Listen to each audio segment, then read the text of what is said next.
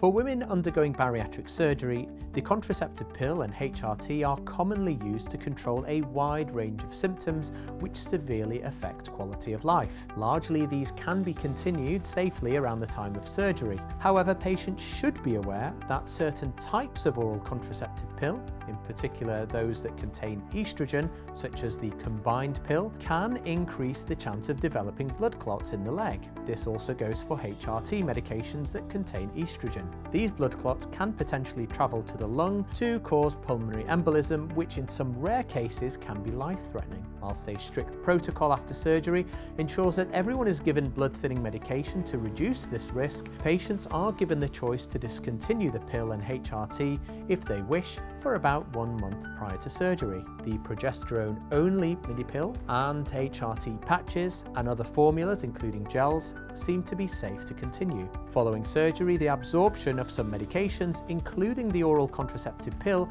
can be altered. The use of alternative methods of contraception, such as implants, barrier methods, or the intrauterine device, are therefore advised.